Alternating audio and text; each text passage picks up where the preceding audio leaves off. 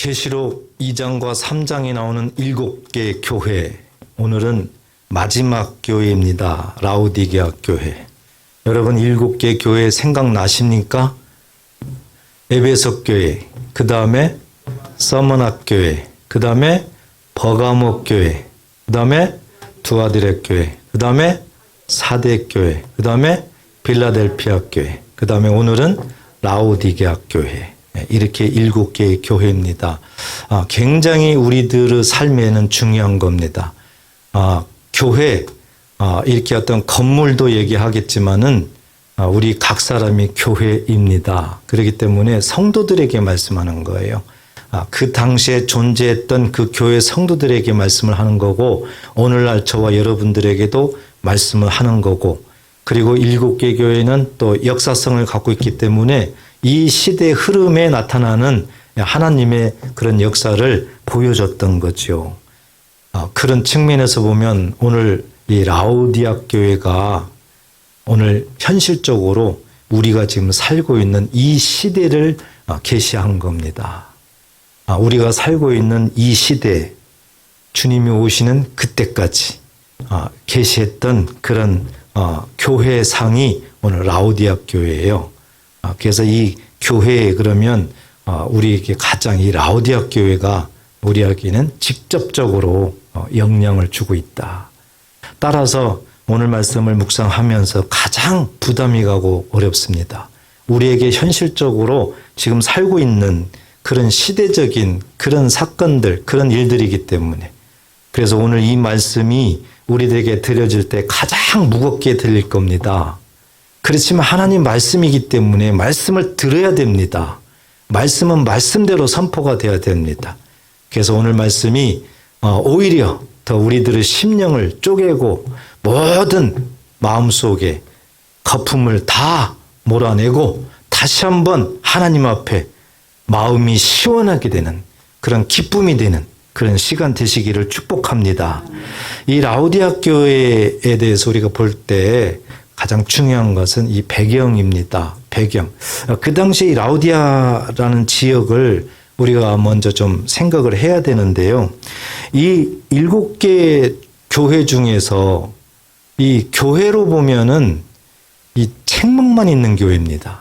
그러니까 처음부터 굉장히 무겁죠. 칭찬이 없어요.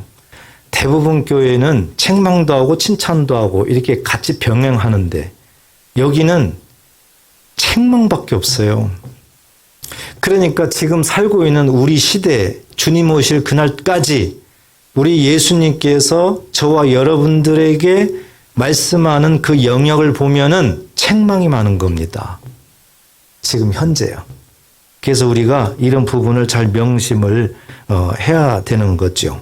자, 라오디게아 그러면은 이 지역은 3가지 정도가 특징을 가질 수가 있는데요. 하나는 굉장히 그 양모, 양털, 이 양모 산업이 발달되어 있습니다. 그래서 의류 사업이 굉장히 발달되어 있어요. 그래서 굉장히 이것으로 인해 가지고 돈을 많이 버는 그런 지역입니다. 그리고 또 하나는 금융업이 많이 발전되어 있어요. 금융업. 그래서 은행이 있습니다. 은행. 심지어는 이 로마의 그런 아주 그 귀인들이 은행에다가 이 돈을 저축할 정도로 그렇게 이 금융업이 이 라오디게아에는 많이 발전되어 있습니다. 그리고 여기에는 의과대학이 있습니다. 의과대학. 그 당시에. 그래서 이 안약이 굉장히 발전했어요. 안약. 그 안약이 굉장히 유명합니다. 부르기아 안약이라고. 자, 이렇게 되다 보니까 이 라오디게아는 굉장히 잘 사는 동네예요. 아주 부자 도시입니다. 어느 정도 부자냐면은 이 7개 교회는 이 소아시아 지역에는요, 이 지진대가 거의 같이 형성이 돼 있어가지고 지진이 자주 일어나요. 지진이. 그래서 나라가 아주 힘들고요. 그 도시가 파괴되고 막 그렇습니다. AD 60년경에도 큰 지진이 일어났어요. 그래서 각 교회마다 그냥 다 무너지고 뭐 도시가 다 폐허되고 이랬습니다. 따라서 로마에서 로마 정부로부터 다 지원을 받아가지고 이렇게 재건을 하게 됩니다. 자체적으로 할 수가 없으니까. 그런데 유독 이 라오디게아는 지원을 거부를 해요. 왜요? 자체적으로 할 수가 있어요. 얼마나. 그 정도로 잘 살아요. 그 정도로. 그래서 이 라오디게아 그러면은 정말 이 부유의 상징이다. 우리가 이해를 하면 됩니다. 그런데 항상 좋은 것만 있는 거 아닙니다. 이 라오디게아에는 한 가지 큰 문제가 하나 있습니다. 바로 식순환이에요. 물에 문제가 있습니다. 물에. 그래서 물이 정말 귀하고요. 물에 대해서 심각한 문제가 늘 생깁니다. 그래서 어떤 방법을 쓰냐면은 이 라오디게아로부터 북쪽으로 약 한 11km 정도에 보면 히엘라볼리라는 그런 도시가 있습니다. 여기는 굉장히 그 온수가 많이 나는 지역이에요. 온수. 그래서 그 온수를 이제 끌어서 이 라오디게아에서 이제 사용을 하게 되는 겁니다. 그런데 11km나 되는 이 거리를 이 온수가 이동을 하려니까 그 뜨거움이 보존되겠어요? 안 되겠죠. 오면서 어떻게 됐겠어요? 식겠죠. 그래서 도착할 때쯤 되면은 미지근해요. 거기다가 문제가 뭐냐면은 이 석회질이 섞여 있어요. 석회질이. 그래서 먹게 되면은 구토를 일으키는 거예요. 먹게 되면은. 그러니까 물은 왔는데 이게 또 심각한 거란 말입니다. 물은 왔는데. 또 세수를 해야 되잖아요.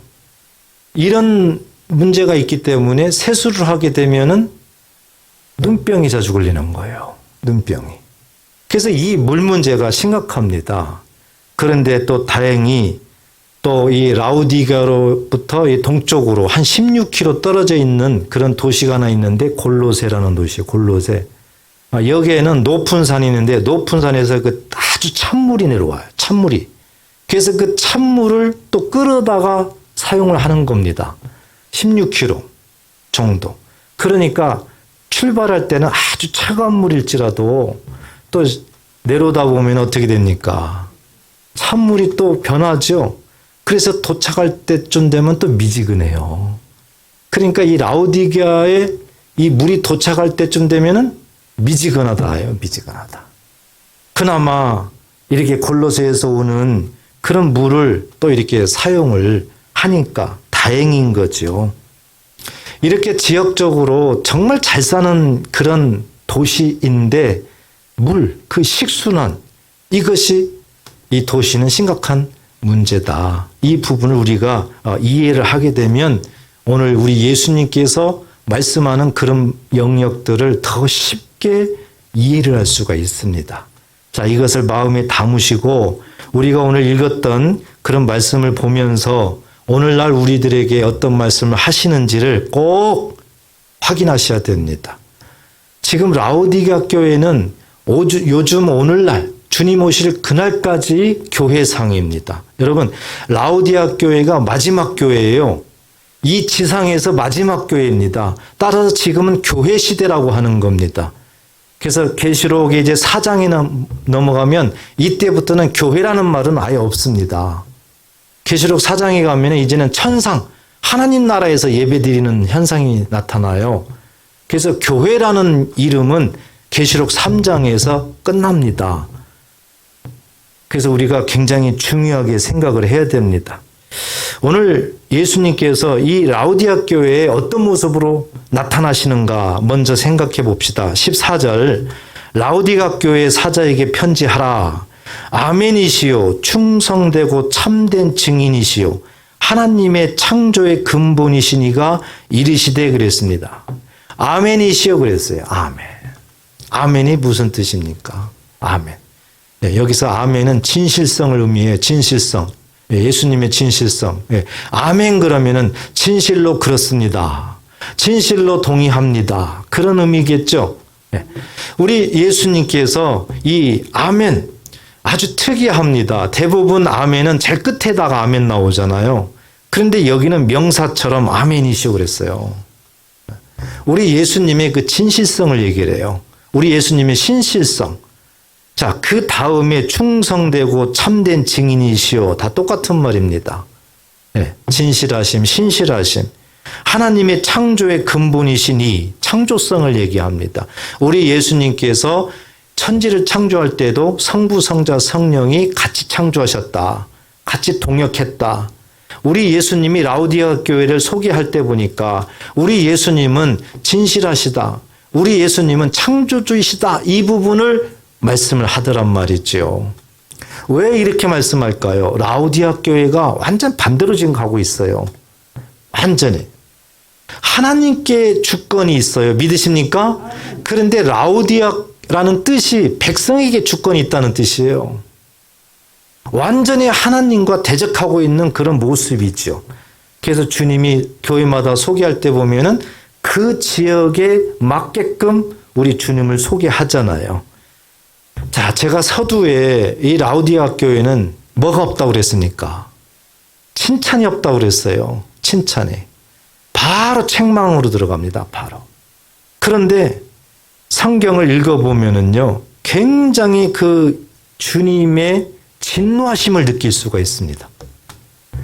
책망을 하는데요, 굉장히 격렬하게 책망을 합니다. 진노하세요. 책망 중에서 가장 책망을 받는 그 이유, 왜 이렇게 진노하는 책망을 받을까? 그게 뭘까? 바로 15절입니다. 내가 내 행위를 아노니 내가 차지도 아니하고 뜨겁지도 아니하도다. 미지근하다. 이것 때문에 아주 진노의 책망을 받아요. 분명히 내가 내 행위를 아노니 그랬죠. 우리가 7개 교회를 쭉 보면서 주님이 꼭 말씀하는 것이 바로 내 행위를 아노니예요. 행위. 이 부분이 굉장히 중요합니다. 내가 내 지식을 아노니 그것도 아닙니다. 행위를 안다. 행위를. 그러니까 믿음의 행위를 하고 있느냐, 불신의 행위를 하고 있느냐, 그걸 보신다. 그래서 우리가 이 말씀을 보게 되면은 하나님의 마음을 알 수가 있습니다. 행위가 중요하다는 겁니다. 행위가 없으면은 심각한 겁니다. 자격 미달이에요. 행위가 없으면. 내가 내 행위를 아노니 네가 미지근하다. 16절에 보세요. 내가 이같이 미지근하여 뜨겁지도 아니하고 차지도 아니하니 내 입에서 너를 토하여 버리리라.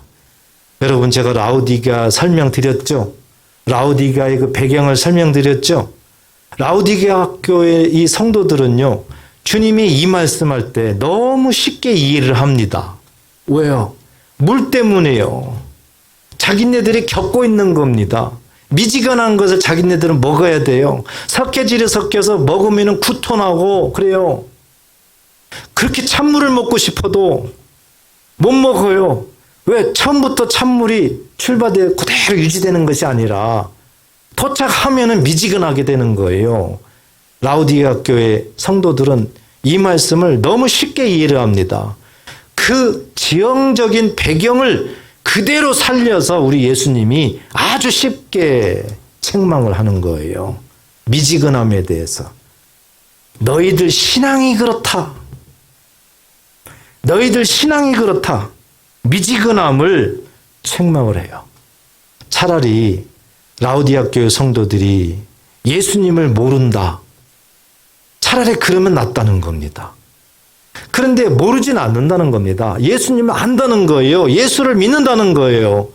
교회를 다닌다는 겁니다. 예배는 드린다는 겁니다. 그런데 우리 예수님이 왜 미지근하다는 것을 그렇게 분노하실까? 여기서 차다는 얘기는 완전히 불신한다는 거예요. 완전히. 우리 유대인들처럼요, 그냥 예수님을 배반하고 불신하고 죽이려고 하는 그런 모습입니다. 그런데 미지근하다는 얘기는 이것도 아니고 이것도 아니고 그 뜻이에요. 미지근하다. 이해되시죠? 다른 말로 표현하면 어정쩡하다. 그 뜻입니다. 어정쩡하다. 그러니까 완전히 혼합입니다. 혼합. 이것도 좋고 저것도 좋고. 무슨 생각 들어요? 우리가 7개를 보면서 서머나 교회 얼마나 그 고난이 심했습니까? 그럼에도 불구하고 절대 타협하지 않냐고 승리하는 교회였어요. 우리 주님이 엄청 칭찬을 했죠. 그런데 서머나 교회 시대가 지나니까 바로 버가모, 두아디라 교회 시대가 오면서 어떻게 됐어요? 세상의 것이 교회로 들어오게 되잖아요. 그래서 발람의 교훈, 니골라의 교훈, 이세벨의 교훈 들어왔습니다. 세상 것이. 그래서 세상 것과 섞였습니다. 따라서 예수만 믿는다고 구원되는 거 아니야. 예수 믿어도 우상한테 절해도 돼. 예수 믿어도 우상 재물 먹어도 돼. 예수를 믿어도 행음해도 돼. 완전히 이렇게 혼합돼 버렸어요. 혼합. 그래서 구원은 예수만 있는 것이 아니야 하면서 그냥 완전히 교회가 쑥대밭이 됐습니다. 우리가 이걸 잘 압니다. 그거에 대한 결과물이에요. 라오디게아 교회가. 그래서 이래도 좋고 저래도 좋고 한 주는 교회 왔다가 한 주는 절에 갔다가 한 주는 어디 갔다가 그냥 다 좋아요. 이런 모습이 라오디게아 교회 성도들의 그런 모습이에요. 이것을 다른 말로 표현하면은 이 미지근함을 중간지대라고 합니다. 중간지대. 영어로는 그레이 존, 회색지대라고 합니다. 완전히 양다리 걸쳐 있는 거예요. 이렇게 양다리 걸쳐서. 우리 예수님이 가장 경로하면서 책망한 이유가 바로 미지근함 때문이에요. 미지근함 때문에. 그러다 보니까 이 라오디게아 교회 성도들은 너무 무사한 일합니다. 나태합니다. 다 좋아요. 돈이 많으니까요. 부족함이 없어요. 뭐 하고 싶은 대로 다 되니까요. 그래서요, 그들은 착각 속에 삽니다. 어떤 착각 속에 사느냐? 17절 보시면 내가 말하기를 나는 부자라. 부유하여 부족한 것이 없다. 우리 예수님이 말씀해요. 스스로 착각하고 있구나. 너희는 스스로 부자라고, 부유하다고, 부족한 것이 아무것도 없다고. 그리고 이들은요, 이렇게 육신적으로 부유하니까 영적으로도 그런 줄 알아요. 라오디게아 교회 이 성도들은 자기네들이 잘 살고 부족함이 없고 할 것 다 할 수 있어요. 얼마든지 헌금도 할 수 있어요. 그러니까 잘한다. 신앙생활도 잘한다. 그들은 영적으로도 그런 줄 알아요. 그런데 우리 예수님이 뭐라고 합니까? 착각하지 말라. 착각하지 말라 그러잖아요. 왜요? 예수님이 볼 때는 그렇게 본 것이 아니죠. 어떻게 봤어요? 너는 공고하다. 고달프다 이겁니다. 고통스럽다 이거죠. 가련하다. 너는 불쌍하다. 너는 불쌍하다 이거예요. 가난하다. 네가 부자라고. 영적으로는 하나님과 관계는 너는 엄청 가난해. 그리고 눈먼 것과 여러분 안약 생각하시죠? 너는 눈이 멀었다는 거예요. 이 말씀은 구약 성경에도 많이 말씀합니다. 하나님께서 하나님의 선지자들 유대인들한테 맹인이다. 너 맹인이야. 이렇게 말씀을 해요. 그러니까 이 영적으로 말씀하는 거예요. 육적으로는 눈 다 좋아요. 다 봐요. 그런데 그런 사람한테 너는 맹인이다 그러는 거죠. 그러니까 이 영적인 것과 육적인 것을 이렇게 분별할 줄 알아야 되는데 그렇지 못하다는 거죠. 그래서 라오디게아 교회 성도들은 이렇게 자기네들 스스로는 부자야. 부유한 것이 아무 부족함이 없어요. 그런데 예수님이 봤을 때는 정반대의 평가입니다. 반대평가. 착각하며 사는 거죠. 오늘날 우리도 마찬가지입니다. 때로는 나 신앙생활 잘해. 나 예배도 한 번도 안 빠졌어. 나 정말 기도도 해. 나 성경도 많이 읽어. 나 부족한 것이 없어. 스스로 착각할 때가 많습니다.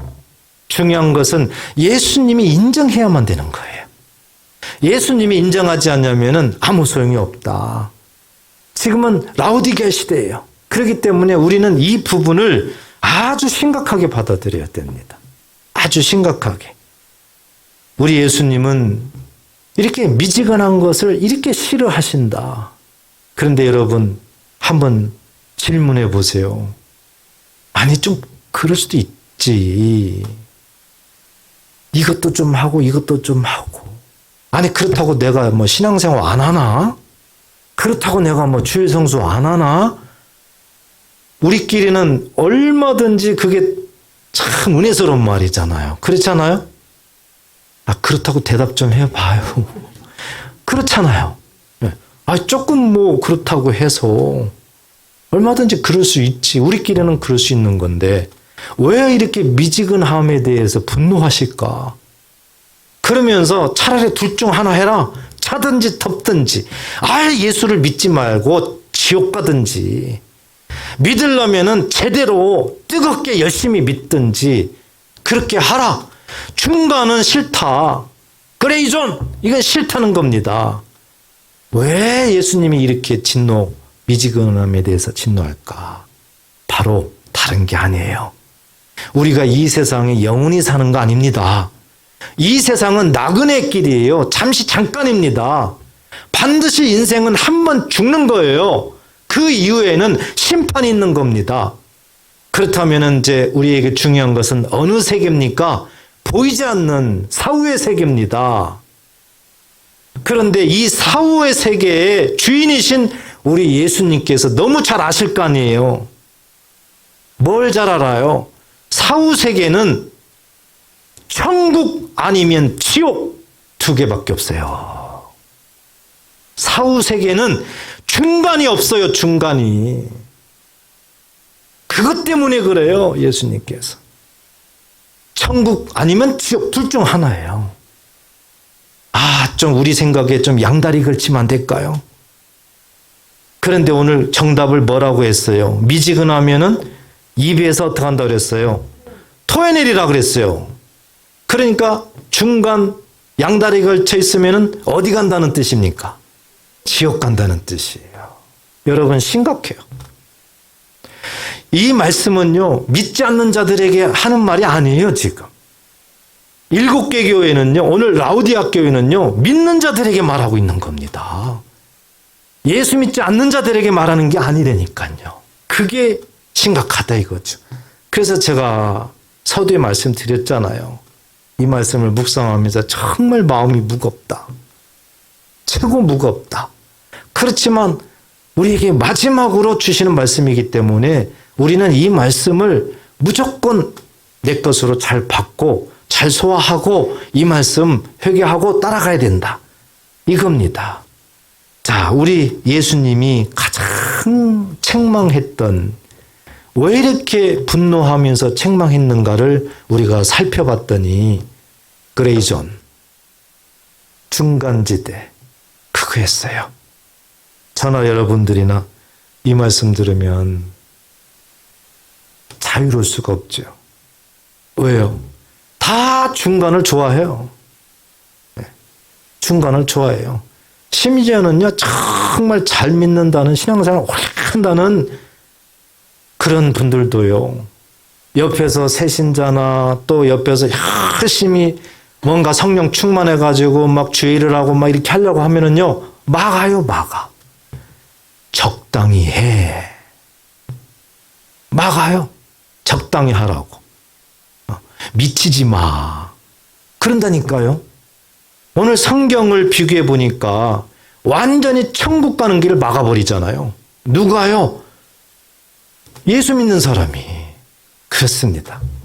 예수 믿는 사람들이 더 예수님을 대적해요. 성경을 보면 그래요. 성경 보면. 그래서 정말 우리가 이 부분을 심각하게 생각해야 된다. 여러분은 어떻습니까? 나는 중간지대에 있습니까? 아니면 나는 차갑습니까? 아니면 나는 뜨겁습니까? 이 중에 어디인가 속해 있어요. 셋 중에 중간지대, 차갑다, 뜨겁다. 그런데 여기 앉아 계시는 걸 보면 차가운 건 아닙니다. 차갑다는 얘기는 예수를 안 믿는 거예요. 하나님을 대적하는 자리거든요. 그러니까 차가운 건 아니에요. 그럼 둘 중 하나입니다. 뜨겁든지 또 하나는 미지근하든지. 그러면 둘 중 하나 한번 생각해 보세요, 여러분들 스스로. 만약에 미지근하다고 스스로 결론이 난다면은 지금부터 이제 잘 들으셔야 됩니다. 지금부터. 왜요? 성경을 보면은 알 수 있듯이 19절 보세요. 19절. 무릇 내가 사랑하는 자를 책망하여 징계하노니 그랬습니다. 보세요. 예수님이 라오디게아 교회를 엄청 분노에 책망을 하셨죠. 책망하셨어요. 그런데 우리 예수님이 왜 라오디게아 교회를 이렇게 책망하셨는가 이유가 나와요. 왜 이렇게 책망하셨어요? 그렇습니다. 사랑하시기 때문에 그렇습니다. 사랑하기 때문에 책망한다는 거예요. 사랑하기 때문에 징계한다는 거예요. 이 징계라는 단어의 원어를 보면은요, 훈련시키다는 뜻이 있어요. 그러니까 의도가 있는 거죠, 의도가. 라오디게아 교회가 예수님이 봤을 때는요, 정말 입에서 토해내야 되는, 그냥 버려버리면 되는 그런 교회입니다. 그런 성도들이에요. 그런데도 끝까지 책망을 하면서 계속 말씀하는 것은 사랑하기 때문에 그렇다. 이 미지근한 이 성도들을 사랑하기 때문에 책망하신다는 겁니다. 오늘날 우리에게도 동일합니다. 혹시 내가 미지근하다? 우리를 책망하고 있습니다. 그렇지만 책망하는 이유가 사랑하시기 때문에 믿으시기 바랍니다. 주님이 사랑하신대요. 주님이. 그래서 책망을 한다는 겁니다. 책망을요. 그리고 20절에 보면은 더 구체적으로 말하고 있어요. 볼지어다 내가 문 밖에 서서 두드리노니 누구든지 내 음성을 듣고 문을 열면 내가 그에게로 들어가 그와 더불어 먹고 그는 나와 더불어 먹으리라. 여러분 19절과 20절을 잘 연관해서 보세요. 분명히 19절에서는 앞에 쭉 책망을 했잖아요. 그 책망을 왜 했는가? 이유를 말씀했잖아요. 사랑하기 때문에. 사랑하기 때문에. 20절은 사랑한다고 해놓고 어떻게 하고 있어요? 우리 예수님이. 기다리고 있다는 겁니다. 기다리고 있다는 거예요. 그러니까 우리 예수님의 그 사랑의 마음은요, 기다림이에요. 그 미지근함에서 빨리 벗어나기를 기다리고 있어요. 책망받을 일에서 빨리 돌아서기를 기다리고 있어요. 이게 우리 예수님의 사랑의 표현이에요. 그래서 20절을 우리 다시 한번 이렇게 묵상하게 되면은요, 우리 예수님이 얼마나 절박하게 급박하게 포기하지 않고 행동을 하고 있는가를 이렇게 느낄 수가 있어요. 볼지어다 내가 문 밖에 서서 두드리노니. 문 밖에 있대요? 문 안에 있대요? 문 밖에 있어요. 그러니까는 이 라오디게아 교회 성도들에게는 못 들어갔어요. 그렇죠? 여기에서 문은 마음의 문입니다. 성도들의 마음의 문이에요. 그러니까 문을 생각하면은 문고리가 밖에 있는 것이 아니라 안에 있어요. 안에. 밖에 있으면 문고리를 붙잡고 열면 되는데 문고리가 안에 있다니까요. 마음의 문을 상징을 해요. 각자가 문을 열지 아니하면 열리질 않아요. 그래서 우리 예수님이 두드리는 거예요. 예수님이 두드리는 거예요. 밖에서. 마음의 문을 두드리는 거예요. 끊임없이 두드리는 거예요. 포기하지 않고 두드리는 거예요. 쉬지 않고 두드리는 거예요.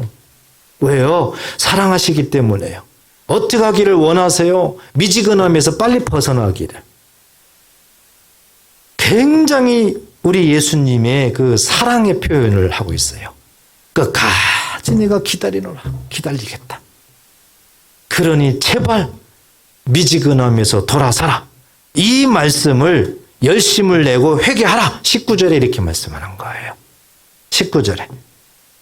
그래서 우리는 이 말씀을 마음에 새기면서 지금 그렇다면 나에게도 우리 예수님이 문을 두드리고 있구나. 혹시 밖에 내가 예수님을 세워놓지 않았나? 이렇게 겨울 날씨 나중에 되면 그 추울 텐데 그러면은 내 안에 들어오지 못하고 밖에서 예수님이 그렇게 있으면서 문을 두드리고 있나? 이렇게 더운 날씨에 에어컨도 없는 그 밖에서 나에게 계속 문을 두드리면서 땀을 흘리고 있나? 어떤 인간적으로 한번 생각을 해보세요. 문제는 주님이 내 안에 없는 게 문제예요. 내 밖에다가 세워놓은 것이 문제라고요. 그런데도 우리 예수님은 그래도 내가 너를 사랑하노라. 끝까지 내가 기다리노라 하면서 계속 문을 두드리는 거예요. 계속. 여러분 한번 믿음의 눈으로 보세요. 계속 문 두드리고 있어요. 여러분들에게. 그러면 우리가 이 문을 두드린다는 의미가 뭐냐 이겁니다. 어떤 이렇게 대문이 있어서 막 두드리고 이러면 좋은데 우리 주님이 말하는 거니까 뭔가 영적으로 말하는 것이 아니겠어요?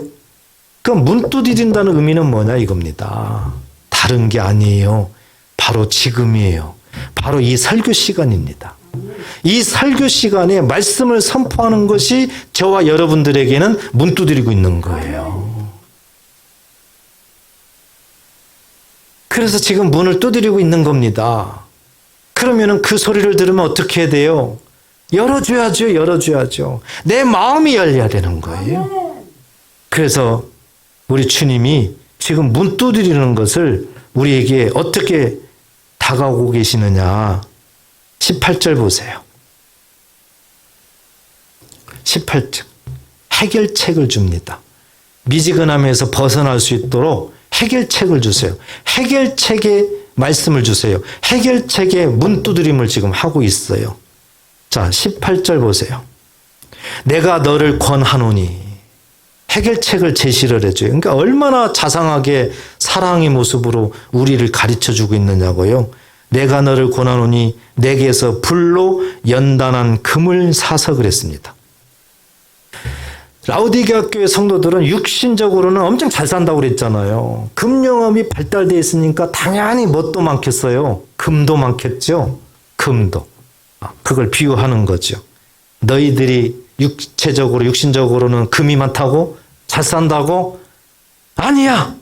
너희는 가난해. 하면서 영적인 말씀을 하고 있습니다. 불로 연단한 금을 사라 그겁니다. 불로 연단한 금. 그러면 이 금 그릇은 좋은데 불로 연단한 금 그랬어요.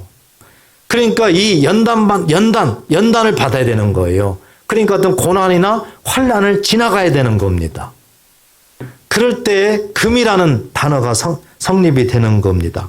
베드로전서 1장 7절에 보면 너희 믿음의 확실함은 불로 연단하여도 없어질 금보다 더 귀하여 예수 그리스도께서 나타나실 때 칭찬과 영광과 존귀를 얻게 할 것이니라 그랬습니다. 여기서 금을 표현할 때 그냥 금극이 아니라 너희 믿음의 확신함은 이게 주어죠. 확신함은 연단하여도 없어질 금 그랬어요. 그러니까 이 금이라는 것이 단순한 게 아니에요. 금이라는 것은 불순물이 있어요. 그래서 금을 정말로 불로 달구고 해야 제대로 금이 나와요. 그게 뭡니까? 정금이에요. 정금. 여기서는 정금을 말씀하는 거예요. 연단하여 이게. 그것을 믿음의 확실함은 그랬죠. 그래서 성경에서 이 믿음을 연단한 금으로 비유를 하는 겁니다. 비유를 하는 거예요. 그러니까 너희들이 연단한 금을 사서 그랬죠. 어떤 의미예요? 믿음을 가져라 그 뜻입니다. 믿음을 가져라. 그래서 가장 먼저 해결책을 주시는 문두드림은 뭡니까? 믿음을 가져라. 믿음을 가져서 부유하게 하라. 여기서 부유는 영적 부유죠. 너희들은 육적으로 잘 산다고 부자라고 금이 많다고 그게 아니라 예수님이 봤을 때는 영적으로는 굉장히 가난해요. 그러니까 영적으로 믿음을 가져가지고 영적으로 부자가 되라. 그래서 믿음이 있다면은 영적으로는 부자인 줄 믿으시기 바랍니다. 우리가 가진 것이 없어도 정말 주님과 관계에서 하나님 말씀에 내가 믿음이 있다면은 엄청 부자예요. 하나님이 인정하는 부자입니다. 하나님이 인정하는 부자. 그 다음에는 또 뭡니까? 흰옷을 사서 입어. 벌거벗은 수치를 보이지 않게 하고. 아니, 양모산업이, 의류산업이 엄청 발달되어 있습니다. 그래서 옷을 잘 입고 다녀요. 라오디게아 교회 사람들이. 그런데 예수님은 뭐라고 그래요? 너 벌거벗었어. 이게 말이 안 되잖아요. 그러니까 이렇게 영적인 깨달음이 이렇게 중요한 겁니다. 라오디게아 교회 성도들은요, 영적인 깨달음 자체가 없어요. 그냥 육적입니다. 육적. 보이는 것밖에 몰라요. 그런데 우리 예수님은 아니다. 너희들은 벌거벗었다. 그러니까 흰옷을 사서 입어라 그겁니다. 그러면 흰옷이 뭐냐 이걸 알아야죠. 흰옷이 뭐냐. 자, 이것이 뭐냐면 계시록 7장 14절에 보면 내가 말하기를 내 주여 당신이 아시나이다 하니 그가 나에게 이르되 이는 큰 환난에서 나오는 자들인데 어린 양의 피에 그 옷을 씻어 희게 하였느니라 그랬어요. 이제 계시록 7장에서 그 한 장로가 사도 요한에게 질문을 하는 겁니다. 저 흰옷 입은 사람들이 누군 줄 아느냐. 그러니까 사도 요한이 내가 말하기를 내 주여 당신이 아시나이다. 저 모르겠는데요. 당신이 아시나이다 하면서 이제 대답해 달라는 거 아닙니까? 그랬더니 그가 나에게 이르되 이는 큰 환난에서 나오는 자들인데 환난. 어린 양의 피에 그 옷을 씻어 희게 하였느니라. 누구나 다 더럽습니다. 우리 사람은 깨끗한 옷을 입을 수가 없어요. 왜요? 죄 때문에. 죄의 옷을 입고 있는 겁니다. 그런데 그 죄의 옷을 우리 예수님께서 십자가 보혈로 십자가 죽음으로 말미암아 그 죄의 옷을 벗게 만들고 깨끗한 옷, 이것의 상징이 흰옷이에요. 흰옷을 입게 만든 겁니다. 믿으시기 바랍니다. 그러니까 우리는 원래 죄의 옷을 입었어요. 더러운 옷이에요. 그렇지만 예수 그리스도, 예수를 믿음으로 말미암아 우리는 깨끗한 옷으로 바꿔 입었습니다. 흰옷으로 바꿔 입었어요. 그러니까 이 흰옷은 예수님의 십자가를 상징합니다. 예수님의 십자가. 그런데 여기에다가 한 가지 더 우리가 생각을 꼭 해야 됩니다. 계시록 19장 8절에 보면 그에게 빛나고 깨끗한 세마포 옷을 입도록 허락하셨으니 그랬습니다. 이 세마포 옷이 흰옷이에요. 세마포 옷을 입도록 허락하셨으니 입었죠? 저와 여러분들도 입었습니까? 입었어요. 그런데 이 세마포 옷에 대해서 의미를 부여했어요. 이 세마포 옷은 뭐냐? 성도들의 옳은 행실이니라 그랬습니다. 여러분, 이것을 연결하면 우리가 예수 그리스도를 믿고 그 십자가 은혜를 믿고 그 예수님의 십자가도를 믿고 뭐 해야 된다는 겁니까? 그대로 따라 살아야 된다는 거예요. 삶에 그대로 연장이 돼야 된다는 겁니다. 예수님의 말씀을 믿었으면 그 말씀을 삶 속에서 그대로 실천해야 된다는 거예요. 예수를 믿고 딱 끝나면, 말로만 끝나면 그게 미지근하다. 행함으로 연장됐을 때에 세마포 옷을 입었다. 그렇게 말씀을 하는 거예요. 그러니까 우리 예수님께서 세마포 옷을, 흰 옷을 사서 입어라. 그 의미는 예수님의 그 십자가를 믿고 그 말씀대로 따라 살아라. 그 뜻이에요. 이것이 흰 옷을 사서 입어라. 그 뜻인 줄 믿으시기 바랍니다. 그렇게 되면 벌거벗은 수치는 다 가려진다는 거예요. 또 하나 마지막은 뭐예요? 안약을 사서 눈에 발라 보게 하라 그랬어요. 아니, 이 라우디아 교회 성도들은 무슨 눈을 못 보는 사람이 없어요. 그냥 다 눈 있어요. 단지 눈이 나빠가지고 안약을 바르고 그럴 뿐이에요. 그것을 예수님은 어떻게 인용하세요? 그 안약을 사가지고 눈에 발라 보게 하라 그겁니다. 이 얘기는 뭐예요? 영안을 열어라는 거죠. 영적인 눈을 열어야 된다는 것을 말씀하는 거예요. 그런데 영적인 눈을 어떻게 여느냐? 우리 마음대로 안 된다. 안약을 사서 발라야 된다. 안약. 그러면 안약이 뭐냐가 중요하죠, 이제 안약이 뭔가를 알아야 될 거 아니에요. 안약이. 시편 19편 8절에 보면 이런 말씀이 있습니다. 여호와의 교훈은 정직하여 마음을 기쁘게 하고 여호와의 계명은 순결하여 눈을 밝게 하시도다. 여호와의 계명은 말씀이죠. 여호와의 말씀은 순결하여 눈을 밝게 하시도다. 이게 바로 영안입니다. 영안을 밝게 연다는 거예요. 그러니까 말씀이 영안을 연다는 겁니다. 하나님 입에서 나온 말씀이 우리들의 영안을 연다는 거예요. 그러므로 안약은 뭡니까? 네? 안약은 뭐예요? 말씀입니다. 말씀. 안약을 사서, 말씀을 사서 그 뜻이에요. 그리고 여기도 또 한 가지 우리가 마음에 잘 새겨야 됩니다. 누가복음 4장 18절에 보면 주의 성령이 내게 임하셨으니 이는 가난한 자에게 복음을 전하게 하시려고 내게 기름을 부으시고 나를 보내사 포로된 자에게 자유를, 눈먼 자에게 다시 보게 함을 전파하며 눌린 자를 자유롭게 하고 그랬습니다. 눈먼 자에게 다시 보게 함을 그랬죠. 이것도 영안입니다. 영안. 그런데 이 영안이 어떻게 열리는 겁니까? 주의 성령이 내게 임하셨으니 그랬습니다. 성령이 임하게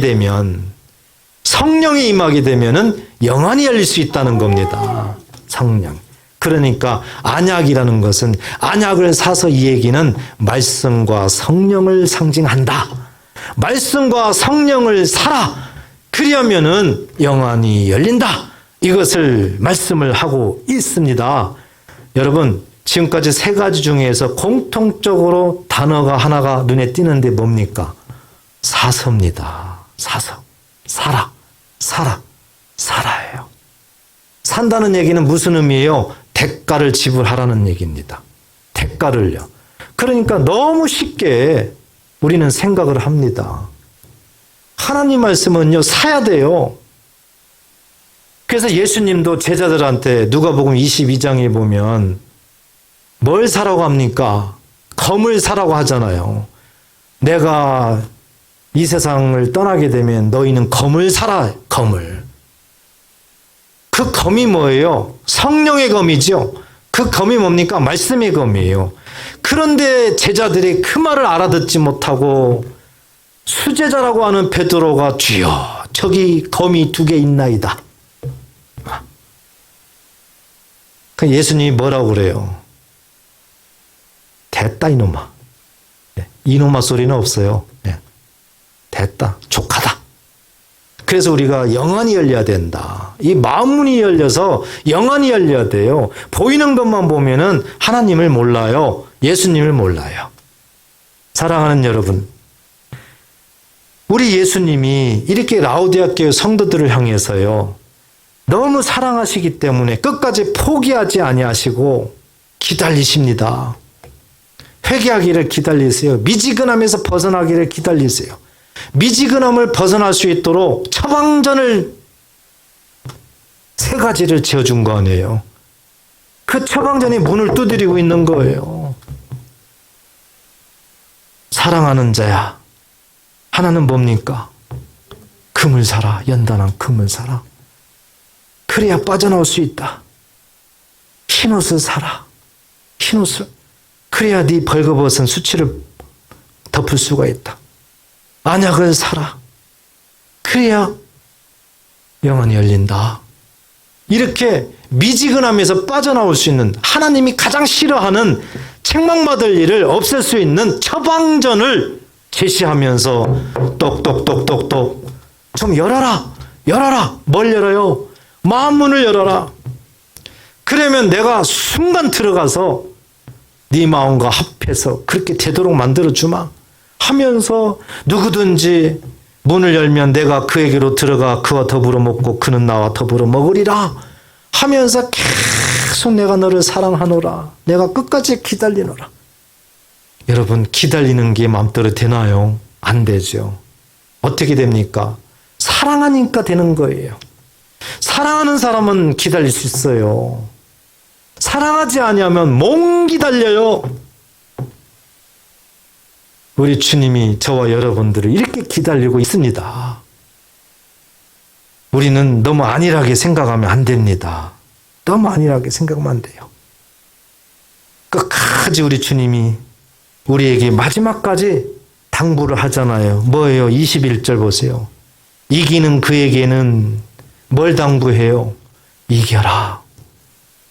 세상에 살면서 이겨라.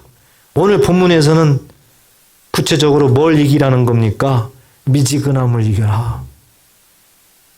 그러면 주님이 원하는 건 뭐예요? 열심을 내라. 그거 아니겠습니까?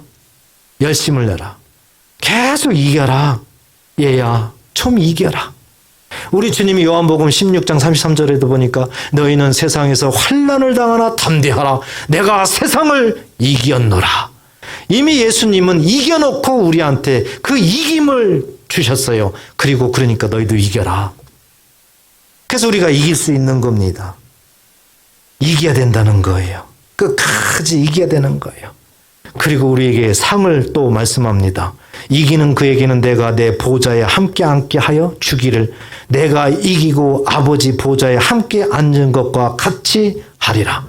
한마디로 얘기해서 예수님이 완전히 회복한 예수님의 보좌, 그 보좌 위에 우리도 앉히겠다는 겁니다. 원래 예수님은 하나님이시죠. 원래 예수님은 죄가 없으시죠. 이 땅에 내려오시기 전에 하늘 보좌 주인이에요. 그 보좌의 모습을 예수님이 십자가에 죽으시고 부활하시고 승천하셔서 다시 회복한 거예요. 그 자리에 우리를 앉혀주겠다는 거예요. 그러면은 조금만 구체적으로 또 생각을 해야 돼요. 보좌. 나를 앉혀. 이게 또 막연할 수가 있어요. 그런데 이 보좌는 뭔가를 상징합니다. 그걸 아셔야 돼요. 바로 뭐냐? 예수님의 통치권을 상징한다. 통치권. 예수님이 통치하시는 그 통치권을 상징을 해요. 이 세상을 통치하시고 나라를 통치하시고 모든 통치권을 상징을 해요. 그러니까 풀었으면은 예수님의 그 통치권을 우리에게도 허락하셔서 예수님의 통치권 안에 우리도 거하게 해주겠다. 그런 뜻인 줄 믿으시기 바랍니다. 이제 오늘 말씀을 정리합니다. 제가 서두에 말씀드렸지만 지금은 라오디게아 교회 시대입니다. 교회로서는 마지막 시대예요. 이 시대가 지나면은 우리 예수님이 재림을 하게 되는 겁니다. 그렇지만 재림을 언제 할 줄 모릅니다. 아무도 모릅니다. 우리가 세상 살면서 언제 죽을 줄도 몰라요. 주님이 언제 재림할 줄도 몰라요. 문제는 갑자기 주님이 재림하셨다면 만약에 우리가 라오디게아 교회 성도들처럼 미지근한 신앙생활을 하고 있다면 이것은 방법이 없습니다. 초림의 주님은 구원하러 이 땅에 오셨기 때문에 우리를 용서하시러 오셨기 때문에 이래도 저래도 다 십자가로 용서하셨습니다. 그렇지만 재림의 주님은 심판주로 오시기 때문에 이제는 냉정합니다. 이제는 준비가 안 돼 있으면은 어쩔 수 없습니다. 아무리 일생 동안 교회를 다녀도 미지근하게 교회를 다니면은 나중에 지옥 갈 수도 있어요. 우리는 정말 정신 차려야 됩니다. 심각하게 생각해야 됩니다. 그래서 예수님이 마지막 교회 라오디게아 교회를 향해서 미지근하지 마라. 열심을 내라. 회개하라 하면서 처방전까지도 가르쳐주면서 끝까지 우리를 포기하지 않고 기다리면서 우리에게 계속 문을 두드리고 있습니다. 여러분, 예수님의 그 사랑, 예수님의 그 기다리심을 여러분들이 잊지 마시고요. 지금부터라도 우리는 내가 내 행위를 안 오니 행위를 보는 거예요, 우리 예수님은. 그래서 다시 한번 마음을 추스르시고 끝까지 나를 사랑하시는 예수님, 이제 내가 반응을 하겠습니다. 내가 마음문을 열겠습니다. 내게로 들어오셔서 나를 인도해 주시옵소서. 꼭 기도하시고 승리하시는 저와 여러분 되시기를 주의 이름으로 축복합니다. 기도하겠습니다. 하나님 아버지,